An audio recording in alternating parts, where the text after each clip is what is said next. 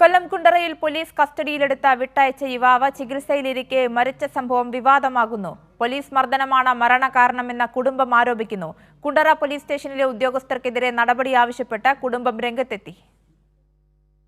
Kollam Kundara society മുക്ക് സ്വദേശിയായ സിയാദാണ് Thiruvananthapuram medical college ആശുപത്രിയിൽ ചികിത്സയിലിരിക്കെ മരിച്ചത്. 13 വയസ്സുകാരനായ സഹോദരനെ കാണാതായെന്ന പരാതിയെ തുടർന്ന് ജൂൺ 16 രാത്രി കുണ്ടറ പോലീസ് സിയാദിനെ കസ്റ്റഡിയിലെടുത്തു. കാണാതായ കുട്ടി മടങ്ങി വന്നതോടെ സിയാദിനെ കുണ്ടറ പോലീസ് തങ്ങൾക്ക് പറ്റിയ തെറ്റിദ്ധാരണ മൂലമാണെന്ന് കസ്റ്റഡിയിലെടുത്തതെന്ന് പറഞ്ഞു വിട്ടയച്ചു. അതിക്രൂരമായി പോലീസ് ജീപ്പിൽ വെച്ച് മർദ്ദിച്ചെന്ന് സിയാദിന്റെ പെൺ സുഹൃത്ത് സാലിയും 2 മക്കളും പറഞ്ഞു.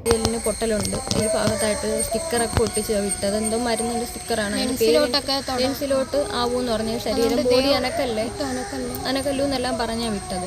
പിന്നെ ഓരോ ടെസ്റ്റുകൾ നടത്തിയപ്പോഴാണ് മുതുകത്ത് വെള്ളം കെട്ടിക്കിടക്കുന്നത്. അങ്ങനെ വെള്ളം കുത്തിയെടുത്തപ്പോഴത്തേക്ക് അത് പഴുപ്പായെന്നും വെള്ളം അങ്ങ് പഴുപ്പായെന്നും ബോഡി ഫുള്ളായെന്നും പെട്ടെന്ന് കൊണ്ടുപോകാൻ ഇവിടെ ഇങ്ങനെ മെഡിക്കലിൽ കൊണ്ടുവന്നത്.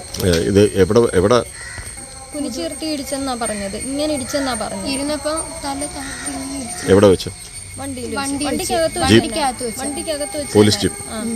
ജീപ്പിനകത്ത് വെച്ച് തന്നെ ഇടിച്ചെന്ന് പറഞ്ഞത്. പോലീസുകാർ പിടിച്ചോണ്ടുപോയി ഇടിച്ചെന്ന് പറഞ്ഞു. പിന്നെ അതിനുശേഷം ദേഹം മൊത്തം വേദന, പിന്നെ ചുമയായങ്ങ് ശ്വാസം മുട്ടായി, ഇത്രയായി. ആളുമാറി പോലീസ് മർദ്ദിച്ചെന്ന് സിയാദ് പറഞ്ഞുവെന്ന് സിയാദിന്റെ ഉമ്മ വെളിപ്പെടുത്തി. ആള് മാറി എന്നെ അടിച്ചുമ്മ എന്ന് പറഞ്ഞു പോലീസ്. എത്ര ഒരു വാക്ക് എൻ്റെ അടുത്ത് പറഞ്ഞു, വേറൊന്നും പറഞ്ഞിട്ടില്ല എൻ്റെ അടുത്ത്.